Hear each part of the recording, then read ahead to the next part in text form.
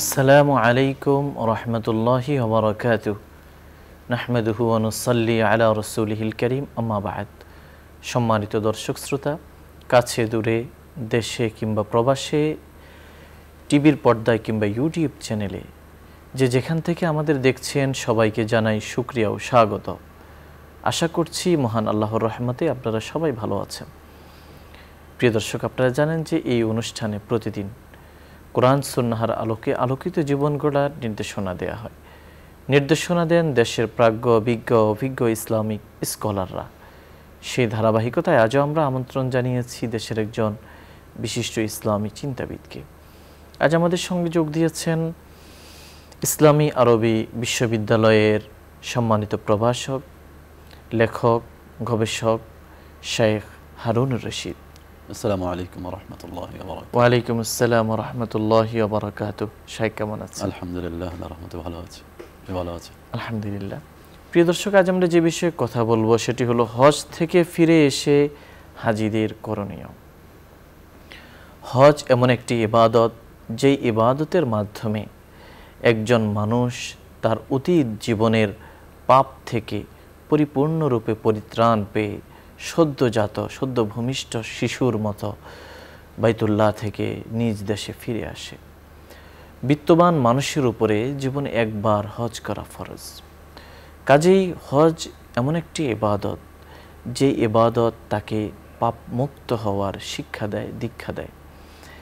সুতরাং এই হজ থেকে সারা পৃথিবীর বিভিন্ন প্রান্ত থেকে, দেশ থেকে বিভিন্ন মানুষ, অসংখ্য মানুষ, লাখো মানুষ হজে যান। আমাদের দেশ থেকেও লাখো মানুষ হজে যান।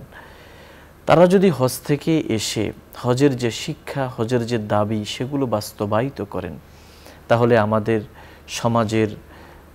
সমাজের মানুষের চরিত্র গঠনে, সমাজ সংস্কারে এবং রাষ্ট্রের মধ্যে শুদ্ধ মানুষের সংখ্যা বৃদ্ধি করার ক্ষেত্রে হাজিদের বড় ভূমিকা এবং হাজিদের একটি গুরুত্বপূর্ণ ভূমিকা হতে পারে। সুতরাং আমরা আমাদের ঈদুল আজহা পরবর্তী এবং হজ পরবর্তী সময়ে খুব যৌক্তিক কারণে এই বিষয়টি আমরা চয়ন করেছি যে হজ থেকে ফিরে এসে আসলে হাজিদের জন্য কি করণীয় রয়েছে, বা হজের প্রাপ্তি এবং হজের যে শিক্ষা, হজের সফরের যে দাবি, তা কিভাবে তার জীবনে প্রতিফলিত করবে এবং একজন হাজি তার পরবর্তী জীবনকে কিভাবে পার করবে, এ বিষয়ে সার্বিক নির্দেশনা দিবেন শেখ হারুনুর রশিদ। আলহামদুলিল্লাহ, ওয়াসসালাতু ওয়াসসালামু আলা রাসূলিল্লাহ, আম্মা বা'দ। অত্যন্ত সময় উপযোগী চমৎকার একটি বিষয়ে আপনি আলোচনার অবতারণা করেছেন, যে হজ পরবর্তী, হজ থেকে ফিরে এসে হাজিদের করণীয় কি। দেখুন, হজ অত্যন্ত গুরুত্বপূর্ণ ইসলামের একটি ইবাদত, যে ইবাদত আল্লাহ রাব্বুল আলামিন ঘোষণা করেছেন যে জীবনে একবার হজ আদায় করলো, সে একদম সদ্যজাত শিশুর মতো নিষ্পাপ হয়ে সে ফিরে আসবে। এত বড় পুরস্কার পাওয়ার পরে একজন হাজি যখন দেশে ফিরে আসবে, তখন সে নিশ্চয়ই পাপ মুক্ত হয়ে নিষ্পাপ হয়ে ফিরে আসবে। এর পরবর্তী তার কি করণীয়, আমরা স্পষ্টই বুঝতে পারি।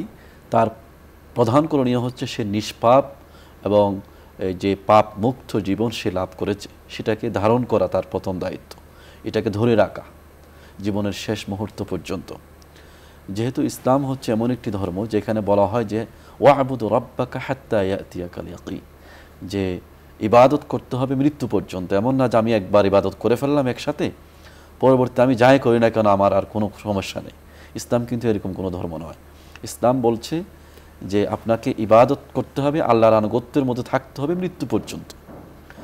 তো এমন যদি ধারণা কারো হয় যে আমি হজ করলাম, আমি নিষ্পাপ হয়ে গেলাম, এর পরবর্তী আমি যাই করি না কেন আমি মৃত্যুর পরে তো নিষ্পাপ অবস্থায় আল্লাহ রাব্বুল আলামিন আমাকে জান্নাত দান করবেনই। যেহেতু হাদিসের মধ্যে এসেছে যে আল হজ্জুল মাবরুর লাইসা লাহু জাযাউন ইল্লাল জান্নাহ, যে মকবুল হজের একমাত্র আপনার প্রতিদান হচ্ছে জান্নাত। এখন যদি কেউ ধারণা করে বসে থাকে যে আমি যদি একবার জীবনে কোনোভাবেই হজ আদায় করতে পারি, তাহলে আমার জন্য জান্নাতের গ্যারান্টি রয়ে গেছে, এটা তার ধারণাটা মিথ্যে হবে। কারণ ইসলাম বলছে ওয়া'বুদ রাব্বাকা হাত্তা ইয়াতিয়াকাল ইয়াকিন, আমাকে আল্লাহর ইবাদত করে যেতে হবে, আল্লাহর আনুগত্যের উপর বহাল থাকতে হবে, প্রতিষ্ঠিত থাকতে হবে মৃত্যু পর্যন্ত। তাহলে একমাত্র আমি আশা করতে পারি আল্লাহর কাছে যে আল্লাহ রাব্বুল আলামিন আমাকে নাজাত দান করবেন, জান্নাত দান করবেন। তো হযরত হাসান বসরি রহমতুল্লাহ আলাইকে জিজ্ঞেস করা হয়েছে যে হজ্জে মাবরুর কাকে বলা হয়, যে মাল হজ্জুল মাবরুর। তিনি বললেন আন তাউদা জাহিদান ফিদ দুনিয়া রাগিবান ফিল আখিরাহ, যে তোমার হজ যে কবুল হয়েছে এটার প্রমাণ হবে যে তুমি যখন হজ করে ফিরে আসবে তখন যদি তুমি আখিরাতের দিকে বেশি আগ্রহী হও, দুনিয়া বিমুখ হও, দুনিয়ার জীবনের প্রতি তোমার যদি অনীহা সৃষ্টি হয়ে যায়, আখিরাতের প্রতি যদি আগ্রহ বেড়ে যায়, অর্থাৎ ইবাদত বন্দেগীর প্রতি যদি তোমার ঝোঁক আগ্রহ বেড়ে যায়, তাহলে বুঝতে পারবে যে তোমার হজটা কবুল হয়েছে। এখন যদি দেখা যায় যে আমি হজের পূর্বে যেরকম ছিলাম, হজের পরে জীবন আমার খুব একটা পার্থক্য আমার মধ্যে নেই। হজের আগে আমি বিভিন্ন ধরনের পাপ পঙ্কিলতায় লিপ্ত ছিলাম, চোখের জেনা, হাতের জেনা, মুখের জেনা, কত ধরনের পাপে লিপ্ত ছিলাম। আমি সুদ ঘুষ একাধারে সব কিছুই করতাম। হজের পরে এসেও আমার একই রকম জীবন রয়ে গেছে। তাহলে আমাকে ধরে নিতে হবে আমার হজটা হজ্জে মবরুর হয় নাই, হজ্জে মবরুর আমার নসিব হয় নাই।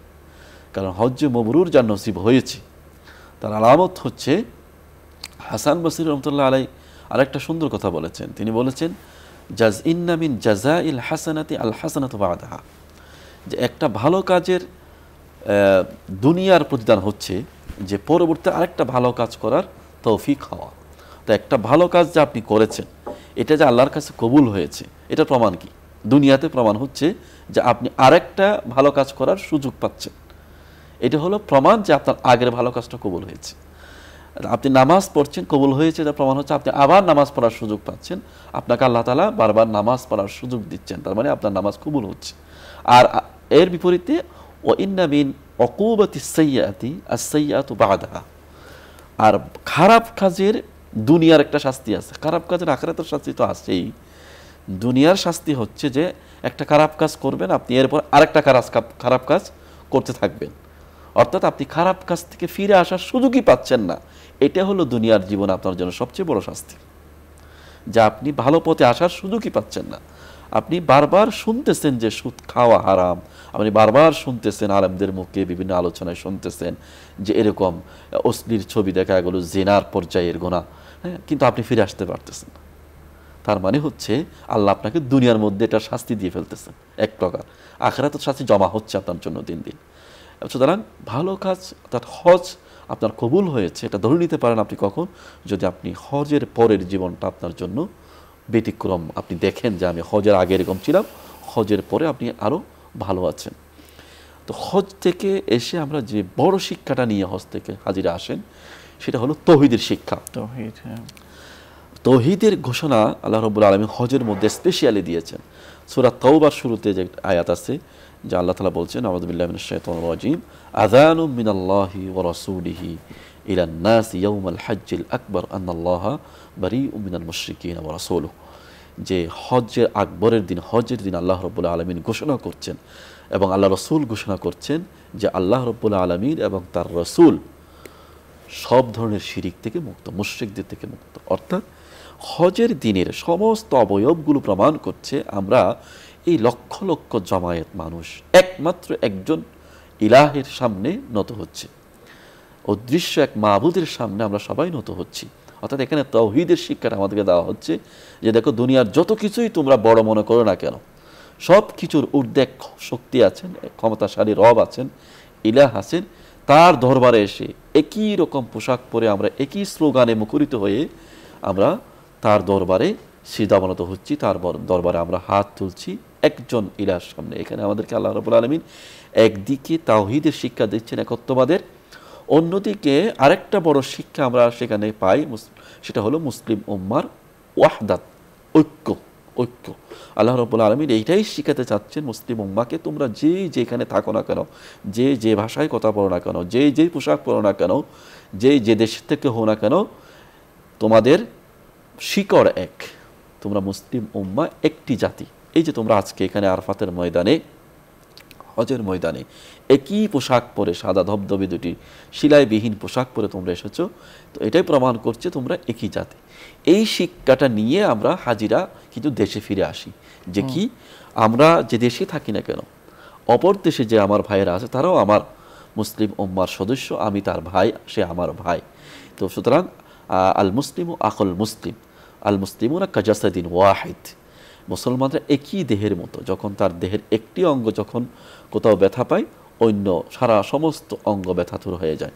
ঠিক তেমনিভাবে এই অনুভূতিটা যদি আমার মধ্যে জাগ্রত না হয়, মুসলিম উম্মার ঐক্যের অনুভূতি, যে আমরা পুরো মুসলিম উম্মা একটি জাতি, হ্যাঁ, আমরা আমাদের ভাই ফিলিস্তিনে, আমার ভাই নিহত হচ্ছে, আমার ভাইয়েরা ফিলিস্তিনে, আমার ভাইয়েরা মায়ানমারে নির্যাতিত হচ্ছে, এটার জন্য যদি আমার ভিতরে রক্তক্ষরণ না হয়, এটার জন্য যে আমি যদি ব্যথা অনুভব না করি, কষ্ট অনুভব না করি, আমার মধ্যে জন্য যদি রিয়াকশান না আসে, তাহলে বুঝতে হবে আমি সেই শিক্ষাটা নিয়ে আসতে পারি নাই। সুতরাং আমরা যারা আল্লাহ রাব্বুল আলামিন যাদেরকে তৌফিক দান করেছেন, আমরা যারা হজ করতে গিয়েছি, হজ করে দেশে ফিরে এসেছি, সুতরাং আমরা একটু নিজেদেরকে নিজেরা যাচাই করি যে আমার মধ্যে এই পরিবর্তনগুলো এসেছে কিনা। প্রথমত আমার মধ্যে তাওহীদের শিক্ষাটা আগের চেয়েও একটু বেশি দৃঢ় বদ্ধমূল হয়েছে কিনা, আল্লাহর একত্ববাদের প্রতি বিশ্বাস আমার আগের চেয়ে সুদৃঢ় হয়েছে কিনা, এবং মুসলিম উম্মার ঐক্যের যে অনুভূতিটা, আবেগটা, সেটা আমার মধ্যে আগের চেয়েও বৃদ্ধি পেয়েছে কিনা। এই দুইটা বড় শিক্ষা হজের, এগুলো যদি আমার মধ্যে আসে তাহলে বুঝতে হবে হজের কিছুটা প্রভাব আমার জীবনে পড়েছে। দ্বিতীয় যে বিষয়টা হজ আমাদেরকে শিক্ষা দিচ্ছে সেটা হলো, আল্লাহ রাব্বুল আলামিন বলছেন, আল হাজ্জু আশহুরুম মালুমাত মান ফারাদা ফীহিনাল হজ ফালা রাফাসা ওয়ালা ফুসুকা ওয়ালা জিদালা ফিল হজ। যে ব্যক্তি হজ করেছে, হজ করার ইচ্ছা করেছে, সে হজের সময় কোনো ধরনের পাপাচার, কোনো ধরনের অশ্লীল কার্যক্রম, কোনো ধরনের অযথা তর্ক বিতর্কে লিপ্ত হবে না। তো বোঝা যাচ্ছে কি এই কাজগুলো নিশ্চয়ই আল্লাহ রাব্বুল আলামিনের অপছন্দনীয় কাজ। এই যে কথাগুলো এখানে বলা হলো, তিনটা বিষয় বলা হয়েছে। একটা হলো রফাস, রফাস মানে হলো জেনা, বেবিচার, অশ্লীলতা, সব ধরনের, সেটা মুখের জেনা, হাতের জেনা, চোখের জেনা, বাস্তবে জেনা, যে ধরনের হোক না কেন, এই ধরনের অশ্লীলতাকে বলা হয় রফাস। আরেকটা হলো ফুসুক, সব ধরনের পাপাচার, মিথ্যা কথা বলা, মিথ্যা কাজ করা, কাউকে গালি দেওয়া, এই গীবত করা, সব ধরনের পাপাচারের সমষ্টির নাম হলো ফিস্ক। আমরা পাপীকে বলা হয় ফাসিক। সুতরাং সব ধরনের পাপাচার করা, কোনো ধরনের পাপাচার সেখানে করা যাবে না হজের সময়। আরেকটা হলো জিদাল, অযথা মানুষের সাথে তর্ক বিতর্ক বচসায় লিপ্ত হওয়া। হ্যাঁ, এই ধরনের কাজগুলো করা নিশ্চয়ই আল্লাহ রাব্বুল আলামিন হজের মধ্যে যেমন পছন্দ করেন না, অন্য সময় পছন্দ করেন তা কিন্তু নয়। এটা হজে আমাদেরকে শিক্ষা দিচ্ছে, তুমি একটা বিশেষ এক্সক্লুসিভ একটা কোর্সের ভিতরে তুমি দিয়ে যাচ্ছ, প্রশিক্ষণের মধ্যে 10 দিনের বা 8 দিনের, এই প্রশিক্ষণের মধ্যে তুমি এই কাজগুলো করতে পারবে না, তোমার জীবনে অন্য সময় সেগুলো করতে পারবে এরকম কোনো কথা না। অর্থাৎ সেখান থেকে শিক্ষা নিয়ে তোমার বাকি জীবনে সেগুলো করতে পারবে না। সুতরাং হজের পরের জীবনে যদি আমি আবারও সেই একই রকম রাফাত, জিনা, বেবিচার, অশ্লীলতায় লিপ্ত থাকি, এবং ফুসুক, বিভিন্ন ধরনের ফিস্ক ফুজুর, এবং আমার আল্লাহর অবাধ্যাচরণ করতে থাকি, এবং আমি যদি মানুষের সাথে অযথা গালাগালি, মন্দ কথা বলা, তর্ক বিতর্ক, ঝগড়া বিবাদ, এই ধরনের বিষয়ে যদি লিপ্ত থাকি, তাহলে আমার মধ্যে হজের প্রভাবটা আসে না, এটা ধরে নিতে হবে। কারণ হজের আরেকটা বড় শিক্ষা হচ্ছে এগুলো থেকে মুক্ত থাকা। হ্যাঁ, তো যে মানুষগুলো হজ থেকে এই সমস্ত গুণাবলী নিয়ে ফিরে আসবে, সে মুসলিম আমার ঐক্যের অনুভূতি নিয়ে ফিরে আসবে, তাওহীদের শিক্ষা নিয়ে ফিরে আসবে, সব ধরনের পাপ থেকে নিজেকে দূরে রাখার একটা মানসিকতা নিয়ে ফিরে আসবে, সে তো সোনার মানুষ হবে। আপনি যেমনটা শুরুতে বলেছেন, এই ধরনের মানুষের সংখ্যা যদি আমাদের দেশে বাড়তে থাকে, তাহলে তারা তো সমাজের সংস্কারে, সমাজের শুদ্ধতায়। এই ক্ষেত্রে এই একজন হাজি তিনি যে হজ থেকে ফিরে এলেন, তো সেক্ষেত্রে তার এই শিক্ষা এবং এই মেসেজগুলো তিনি তার পরিবারের উপরে, পরিবারকে কিভাবে তিনি এর প্রতি উদ্বুদ্ধ করতে পারেন, এবং পরিবারে তিনি কিভাবে এই শিক্ষাটা কাজে লাগাতে পারেন? দেখুন, হাজি মানুষের পরিবারে যখন সে ফিরে আসবে, তার আচরণে যখন পরিবর্তন তারা দেখবে, সে আগে ছিল এক মানুষ, এখন ভিন্ন মানুষে পরিণত হয়েছে, তখন নিশ্চয়ই তারা তার আচরণ দেখে প্রভাবিত হবে, তাকে মুখে বলতে হবে না। তো তার যদি তার পরিবার দেখে যে সে আগে যেমন ছিল এখনও তেমনই আছে, তাহলে তারা তো প্রভাবিত হবে না, তাই না? তাহলে একজন হাজি, আমরা জানি যে একজন হাজিকে মানুষ অত্যন্ত শ্রদ্ধার সাথে দেখে, শুরুতে নাম শ্রদ্ধা বলে তার নামের শুরুতে আল হাজ অমুক এরকমভাবে তাকে ডেকে থাকে। এই যে শ্রদ্ধার জায়গাটা, যদি তার মধ্যে যদি কোনো পরিবর্তন না আসে জীবনে, তাহলে তার পরিবারের কাছে বলেন আপনি, তার সমাজের কাছে বলেন, তার কলিগসরা থাকে তারা দেখে, তা কারো কাছে তার কিন্তু মূল্য থাকবে না বা শ্রদ্ধার জায়গাটা আর থাকবে। এবং তারও করণীয় তার পরিবারকে সংশোধনে এবং বিশেষভাবে তার সমাজে বিশেষভাবে সমাজ সংস্কারে তাদের ভূমিকা। হাজিদের কিন্তু আপনি দেখেন যে আমাদের দেশ থেকে প্রতি বছর লাখো মানুষ হজে যাচ্ছে, কিন্তু সেখান থেকে ফিরে আসার পর সমাজের যে চরিত্র গঠন, তার সমাজ সংস্কারে তাদের কিন্তু ভূমিকা খুব একটা দেখা যায় না। অথচ তারা যদি চান সমাজকে কিন্তু তারা পরিশুদ্ধ করার ক্ষেত্রে, পরিবর্তনের ক্ষেত্রে একটা ভূমিকা রাখতে পারেন। আপনি যেমনটা আলোচনায় বলেছিলেন যে তাদেরকে মানুষ খুব শ্রদ্ধা ভরে হাজি কিংবা আলহাজ বলেন। আবার অনেক এর বিপরীত চিত্র দেখা যায়, অনেকে হাজি বা আলহাজ না বললে রেগে যান। তো এই বিষয়টাকে আপনি কিভাবে দেখেন? দেখুন, আলহাজ বা হাজি উপাধি দেওয়ার জন্য তো আর কেউ হজ করতে যায় না। যদি কেউ এরকম যায় তাহলে বুঝতে হবে সেটা তো আর হজ হয়নি, আসলে ইখলাস পরিপূর্ণ হয়নি। হ্যাঁ, তো আমার নামের সাথে আলহাজ বলল কি বলল না সেটা তো আমার কিছু যায় আসে না। আমি তো আল্লাহর ওয়াজিব, যেহেতু হজটা হলো একমাত্র আল্লাহর জন্য বলা হয়েছে, ফালিল্লাহি আলান নাসি হাজ্জুল বাইত, আল্লাহর জন্যই হজ করতে হবে। এখানে এই জন্য শব্দটা শুরুতে লিল্লাহি বলা হয়েছে কোরআনের মধ্যে। তো আল্লাহর জন্য যদি আমি হজ করে থাকি, আমার শুরুতে আলহাজ বললো কি বললো না এতে তো কিছু যায় আসে না। আমি তো প্রতিদিন নামাজ পড়ি, আমাকে তো নামাজি অমুক বলে না। আমি প্রতি বছরই রোজা রাখি, আমাকে তো রোজাদার অমুক এরকম করে ডাকে না। আমি জীবনে একবার হজ করলাম, কেন আমাকে আলহাজ বলতে হবে? এটা তো একটা বাহুল্য একটা বিষয়, তাই না? এটা একটা দৃষ্টিকটু বিষয়, শ্রুতিকটু বিষয় মনে করতে হবে যে কেউ ডাকলেও যেন আমি মানা করি। হ্যাঁ, কেউ শ্রদ্ধা করে ডাকতেছে, আমি কিছু বললাম না, কিছু মনে করে, এতে করে আমার মধ্যে কোনো অহংকার আসলো না, এটা ভিন্ন বিষয়, তাই না? কিন্তু কেউ যদি আমাকে আলহাজ না বলে আমি রাগ করলাম, হ্যাঁ, আমার নামের শুরুতে আলহাজ লিখলো না, আমি কেটে দিলাম, এই ধরনের প্রবণতা যেন আমাদের মধ্যে না আসে। আল্লাহ ইয়াদুবিল্লাহ, আল্লাহর কাছে পানা চাইতে হবে যে যেহেতু আমরা হজটা করেছি, এত টাকা খরচ করে, লক্ষ লক্ষ টাকা খরচ করে, এত কষ্ট করে, শুধু টাকার বিষয় তো না, এখানে শারীরিক অনেক কষ্টের সাধ্য একটা ইবাদত হলো হজ। এরকম কষ্ট করে একটা হজ আমরা আদায় করলাম, এটা যেন বরবাদ না হয়, এদিকে আমাদেরকে লক্ষ্য রাখতে হবে। কোরআনের একটা আয়াত আমার মনে পড়ে গেল এখানে। আল্লাহ তাআলা বলছেন যে ওয়ালা তাকুনু কাল্লাতী নাকাদাত গাজলাহা মিন বাদি কুওয়াতিন আনকাসা। কোনো মানুষ যখন কোনো ভালো কাজ করার পরে সেটা নষ্ট করে ফেলে, তার উদাহরণ দিতে গিয়ে আল্লাহ তাআলা বলেছেন, তোমরা ওই মহিলার মতো হইও না যে মহিলা তার তাঁতের কাপড় বুনে, সারাদিন কাপড় বুনে, এরপর সারা বিকালবেলা এসে কাপড়ের বুননগুলো সব নিজের হাতে নষ্ট করে ফেলে। এক মহিলা ছিল নাকি ওই জাহেলি যুগে, সেখানে আরব দেশে, তার উদাহরণ দিয়ে আল্লাহ তাআলা বলেছেন, ওই মহিলা একটু বিকৃত মস্তিষ্কের ছিল, পাগল টাইপের ছিল। সে তাঁতের কাপড় বুনতো সারাদিন, সকাল থেকে শুরু করে বিকাল পর্যন্ত তাঁত দিয়ে কাপড় বুনতো। যখন সন্ধ্যা হতো তার মাথায় আবার ওই যে হতো, বিকৃত মস্তিষ্কের সে হয়ে যেত, সে আবার সে কাপড় সারাদিন যেগুলো বুনেছিল সেগুলো নিজের হাতে আবার ছিন্ন ভিন্ন করে ছিঁড়ে ফেলতো। তো সারাদিনের পরিশ্রমটা তার পণ্ডশ্রম হয়ে যেত, লণ্ডভণ্ড হয়ে যেত। তো এরকম যেন তোমরা, আল্লাহ বলছেন লা তাকুনু কাল্লাতি, তোমরা ওই মহিলার মতো হইও না যে মহিলা খুব শক্তভাবে সে কাপড় বুনে আবার এটা ছিঁড়ে ছিন্ন ভিন্ন করে ফেলে। এই যে আমরা কত কষ্ট করে হজ করলাম, ইবাদত করলাম, অনেক টাকা খরচ করলাম, শারীরিক পরিশ্রম করলাম, কেন করলাম? একটা নিজেদেরকে পরিশুদ্ধ করার জন্য, একটা পরিশুদ্ধ মানুষ হিসেবে দেশে ফিরে আসার জন্য, আল্লাহ রাব্বুল আলামিনের নৈকট্য হাসিল করার জন্য, জান্নাত লাভের জন্য সর্বোপরি। এখন আমি যদি সুতরাং সবকিছুর ঊর্ধ্বে আল্লাহর সন্তুষ্টটা যেন মুখ্য থাকে, এই বিষয়টাকে খেয়াল করা, আমরা আবারও সেই পথে ফিরে না যাই। জি, একটি বিষয় আমরা আরও একটি বিষয় আপনার দৃষ্টি আকর্ষণ করব, যে অনেক সময় দেখা যায় যে একজন মানুষ হজ থেকে এলেন, তো সাধারণত এটা দেখা যায় যে আমাদের আত্মীয় স্বজন, বন্ধু বান্ধব, তাদের মধ্যে এই ধরনের একটি প্রবণতা থাকে যে তিনি আমাদের জন্য গিফট নিয়ে আসবেন, বা গিফট যদি তিনি না পান তাহলে হয়তো মনক্ষুণ্ণ হন। এই বিষয়টাকে আপনি কিভাবে দেখেন?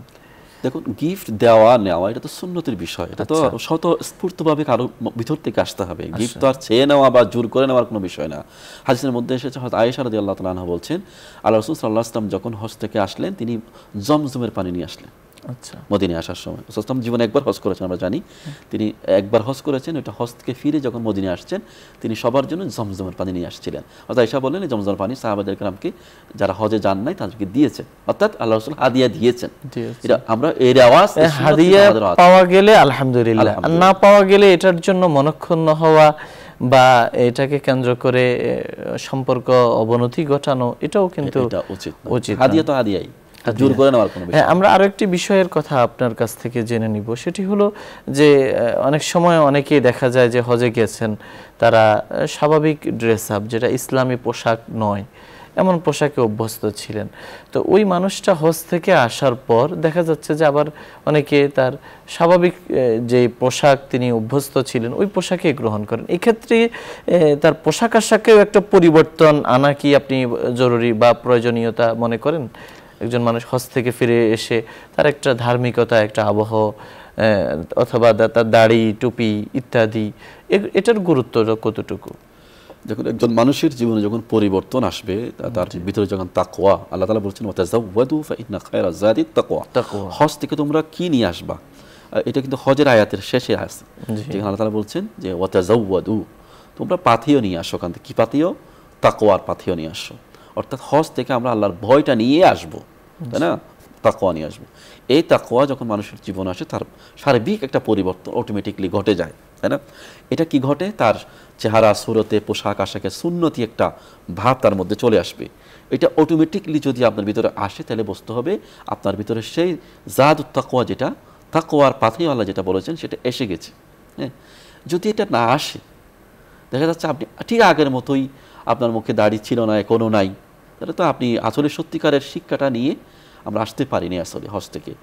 এবং পোশাক আশাকের বিষয়, যেহেতু এই পোশাক আশাক বিষয়টা ইসলাম অত্যন্ত উদারভাবে দেখে বিষয়টাকে, ইসলাম এটা নির্দিষ্ট একটা পোশাক পরতে হবে, ইসলাম এরকম কোনো কিছু বলার। তবে পোশাকটা এমন হতে হবে যেখানে আপনার কোনো ধরনের যেন সুন্নতের খেলাফ না হয়। আপনি দাঁড়িয়ে প্রস্রাব করতে বাধ্য হচ্ছেন, এরকম পোশাক কেন আপনি পরবেন, তাই না?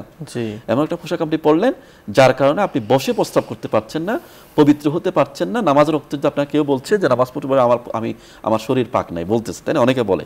তা আপনি কেন মুসলমানের সন্তান হয়ে, যেহেতু আপনি জানেন 5 ওয়াক্ত নামাজ আপনাকে পড়তে হয়, 5 ওয়াক্ত ওযু করতে হয়, আপনাকে পবিত্র থাকতে হবে, তা কেন আপনি এমন একটা পোশাক পরবেন যেটাকে আপনি পবিত্র থাকতে পারবেনও না চাইলে? সুতরাং এরকম পোশাক পরা যাবে না যে পোশাক পরলে আপনি পবিত্র থাকতে পারবেন না। এমন পোশাক পরা যাবে না যে পোশাক পরলে আপনার সতর ঢাকা যাবে না। এমন পোশাক পরা যাবে না যে পোশাক পরলে আপনার শরীরের বিভিন্ন অঙ্গ প্রত্যঙ্গ স্পষ্ট দেখা যায়। তার বাইরে আপনি যে কোনো পোশাক পরতে পারেন। ইসলাম তো আপনাকে জুব্বা পরতে বলে না। আপনার পোশাক আশাকেও যেন একটা, আপনি হজ করেছেন, তার একটা প্রভাব থাকে, একটা শালীনতা, সুন্নতি ভাব। ইসলাম আপনাকে বলছে না যে আপনাকে জুব্বা পরতে হবে। আমি আপনাকে বলবো না আপনাকে পাঞ্জাবি পরতে হবে। আমি আপনাকে বলবো না যে নির্দিষ্ট একটা পোশাক পরতে হবে। কারণ পোশাক বিষয়টা দেশে দেশে ভিন্ন ভিন্ন বিভিন্ন কালচারের সাথে সম্পৃক্ত। তবে পোশাকের কিছু মূলনীতি আছে ইসলামে। এমন পোশাক হবে না যে পোশাক আপনি পবিত্রতা অর্জন করতে পারবেন না। এমন পোশাক হবে না যেটাকে আপনি সতর ডাকতে পারবেন না। যেমন পোশাক হবে না যেটাকে আপনার কোনো শরীরের অঙ্গ, বিশেষ করে আমরা দেখি যে অনেক সময় অনেক হাজি দেশে আসেন, তো স্বাভাবিকভাবেই তিনি কোনো কাজ করেছেন, সেটা ভালো মন্দ হতে পারে। তো সেক্ষেত্রে দেখা যায় অনেকের সঙ্গে কোনো কারণে মন কষাকষি, মন কালাকালি অথবা মত পার্থক্যের কারণে অনেক সময় দেখা যায় লোকজন, মানে তিনি হজ করেছেন এটাকে ব্যঙ্গ করে, কটাক্ষ করে কথা বলেন। আমাদের মধ্যে এই ধরনের প্রবণতা কিন্তু আছে। এই বিষয়টাকে আপনি কিভাবে দেখেন? দেখুন, ইসলাম একটা সার্বিক বিষয়ে নির্দেশনা আমাদেরকে দিয়েছে। কোরআন বলছে লা ইয়াসখার কওমুম মিন কওমিন, একজন আরেকজনকে নিয়ে তোমরা ঠাট্টা করবে না। সেটা হাজিদের বেলায় নয়, যে কোনো ব্যক্তি হতে পারে। একজন মুসলমান আরেকজন মুসলমানকে নিয়ে কোনো ঠাট্টা করা যাবে না। আপনি যে কথাটা নিয়ে আসছেন সেটা হলো, একজন হাজি হজ করে এসেছেন, আপনি তাকে করছেন, ঠাট্টা করছেন হজ নিয়ে, বিষয়টা নিয়ে। হজ করেছে, কি হয়েছে, হাজি সাহেব, গাজী সাহেব, কি হজ করেছে, কি হজ করেছে, হাজি সাহেব, গাজী সাহেব, আরো নানা রকম বিশ্রী কথা বলা হয়। এটা ইবাদত নিয়ে আপনি এরকম ঠাট্টা করতে পারেন না। সে হজ করেছে, কার হজ কি কবুল হয়েছে না হয়েছে সেটা আল্লাহ জানেন, তাই না? আমি তো জানি না, তাই না? সুতরাং তাকে নিয়ে ঠাট্টা করা আমার মোটেও উচিত নয়। বিশেষ করে এটা তো সাধারণ হাজিদেরকে নিয়ে, সাধারণ কোনো মুসলমানকে নিয়েও ঠাট্টা করা উচিত না। আল্লাহ বলছেন, আর ব্যক্তির কোনো কাজ যদি আপনার পছন্দ না হয় বা আপনার সঙ্গে মত পার্থক্য হতে পারে, সেটা স্বার্থ সংশ্লিষ্ট হতে পারে, কিন্তু তার জন্য তার যে হজ, সেটা তো খারাপ কাজ নয়। নিশ্চয়ই সে হজকে ঠাট্টা করতে পারেন না, করা যাবে না। অসংখ্য শুকরিয়া মোহতারাম, আপনি আমাদের বলছিলেন হজ থেকে ফিরে এসে হাজিদের করণীয়। প্রিয় দর্শক, এই আজকের আলোচনা থেকে আমরা যে বিষয়গুলো জানতে পেরেছি তার সারমর্ম হলো, হজ থেকে ফিরতে হবে পাপমুক্ত জীবনের শিক্ষা নিয়ে। একজন মানুষ যার হজ কবুল হয়, একজন হাজি যার হজ আল্লাহ তাআলা কবুল করেছেন, তাকে আল্লাহ রাব্বুল আলামিন সদ্য ভূমিষ্ঠ হওয়া শিশুর মতো পবিত্র করে গুনাহমুক্ত করে আল্লাহ তাআলা তাকে পাঠান। সুতরাং এই শিক্ষাটা তার জীবনে আমৃত্যু ধরে রাখতে হবে। পাশাপাশি এটা মনে রাখতে হবে যে একজন মানুষ যার ভালো কাজ আল্লাহর দরবারে কবুল হয়েছে, তার পার্থিব প্রতিদান হলো এই মানুষটাকে আল্লাহ রাব্বুল আলামিন দুনিয়াতে আরও বেশি ভালো কাজ করার তৌফিক দান করেন। এর বিপরীতে যে মানুষের ভালো কাজ আল্লাহর দরবারে গৃহীত হয়নি, ওই মানুষটাকে আল্লাহ রাব্বুল আলামিন খারাপ কাজের প্রতি আরও লাগিয়ে রাখেন। কিংবা একজন মানুষ খারাপ কাজে লিপ্ত, তার এই খারাপ কাজের শাস্তি স্বরূপ আল্লাহ রাব্বুল আলামিন তাকে আরও খারাপ কাজের মধ্যে লিপ্ত রাখেন। সুতরাং এমন যেন না হয় যে আমরা হজ থেকে ফিরে এলাম আর আবার আমরা পাপের যে জীবন, সেই জীবনে আমরা ফিরে গেলাম, এমনটা যেন কিছুতেই না হয়। প্রিয় দর্শক মোহতারাম, আমাদের জানিয়েছেন যে হজের প্রধান শিক্ষা হলো তাওহীদ, আল্লাহর একত্ববাদ। একত্ববাদের শিক্ষা এবং দীক্ষা নিয়ে হজ থেকে ফিরে আসতে হবে। আল্লাহ রাব্বুল আলামিন এক, একক, অদ্বিতীয়, তার কোনো শরিক নেই। এই শিক্ষাটা জীবনের পরতে পরতে বাস্তবায়িত করতে হবে, মনে প্রাণে বিশ্বাস করতে হবে। পাশাপাশি উম্মাহের যে চেতনা, বিশ্ব মুসলিম তারা সবাই এক এবং তাদের সবাইকে এক আল্লাহ, সবাই এক আল্লাহর অনুসারী, এক আল্লাহর বান্দা, এই শিক্ষা নিয়ে আপামর মুসলমানদের কল্যাণকামী মানসিকতা নিয়ে হজ থেকে ফিরে আসতে হবে। পাশাপাশি হজের মধ্যে যেভাবে পাপাচার, অশ্লীলতা এবং যে কোনো ধরনের বিরোধ, মত দ্বিমতের থেকে বেঁচে থাকার ব্যাপারে তাগিদ দেওয়া হয়েছিল, বাকি জীবন ও ঝগড়াঝাটি থেকে, পাপাচার থেকে নিজেকে দূরে রাখার চেষ্টা করা। আর হজ হতে হবে একান্ত আল্লাহর সন্তুষ্টির জন্য।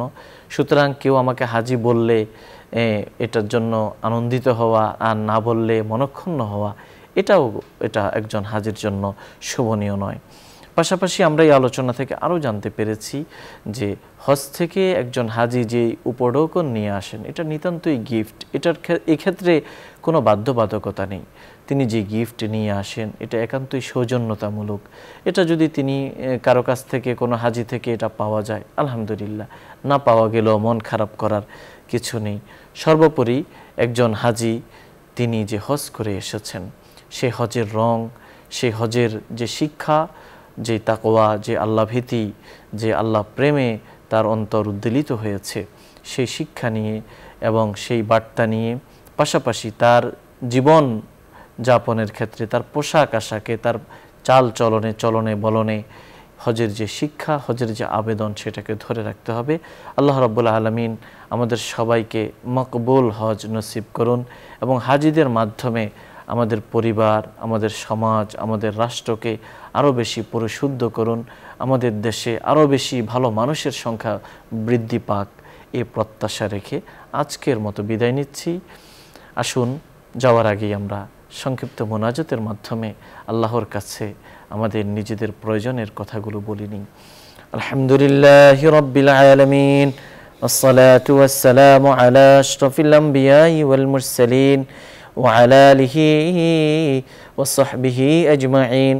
اللهم لا نحصي ثناء عليك أنت كما أثنيت على نفسك.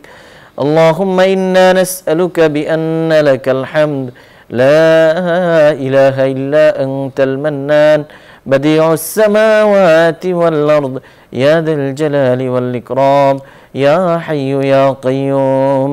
ربنا اغفر لنا ولإخواننا الذين سبقونا بالإيمان ولا تجعل في قلوبنا غلا للذين آمنوا ربنا إنك رؤوف رحيم.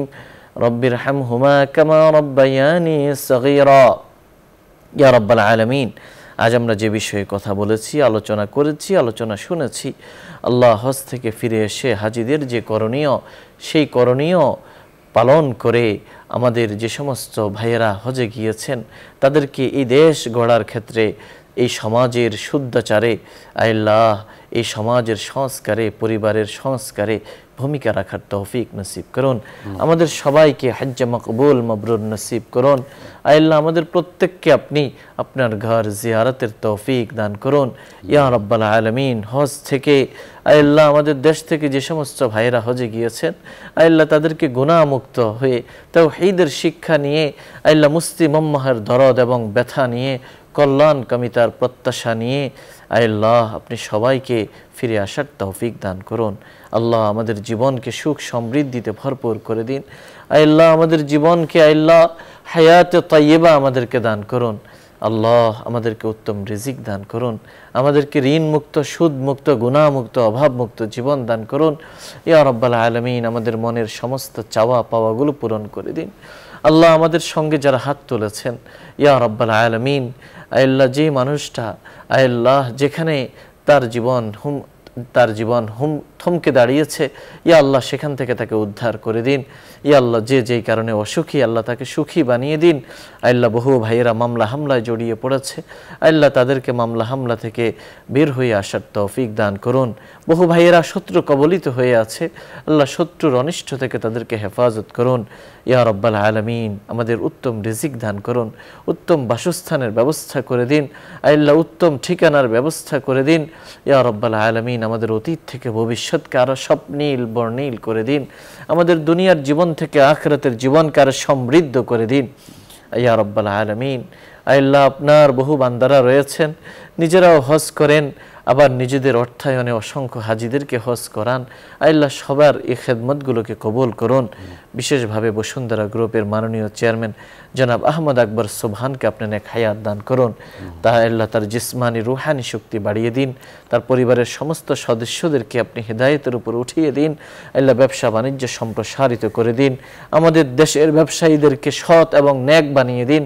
আমাদের দেশের উপরে খাইর ও বরকত নাজিল করুন। বিশ্ব মুসলমানের উপরে আপনি খাস রহমত নাজিল করুন ইয়া রাব্বাল আলামিন। আমাদের যা কিছু প্রয়োজন, আমাদের যা কিছু প্রত্যাশা, যা আমরা আপনার কাছে চাইতে পেরেছি, যা আপনার কাছে চাইতে পারিনি, আমাদের সমস্ত প্রয়োজন আপনি পূরণ করে দিন। আপনি আমাদেরকে সমস্ত কল্যাণ দান করুন, সব কল্যাণ থেকে হেফাজত করুন। আল্লাহ আমাদের নেক আমলের উসিলায় কালিমায়ে তাওহীদের উসিলায় আমাদের দোয়াগুলো কবুল করুন। সুবহান রাব্বিকা রব্বিল ইজ্জাতি আম্মা ইয়াসিফুন ওয়া সালামুন আলাল মুরসালিন ওয়ালহামদুলিল্লাহি রাব্বিল আলামিন। প্রিয় দর্শক, এতক্ষণ ধরে অত্যন্ত ধৈর্য সহকারে আপনারা শুনছিলেন আপনাদের প্রিয় অনুষ্ঠান আলোকিত প্রতিদিন। পুরো সময় আমাদের সঙ্গে থাকার জন্য ধন্যবাদ। ওমা আলাইনা ইল্লাল বালাগ।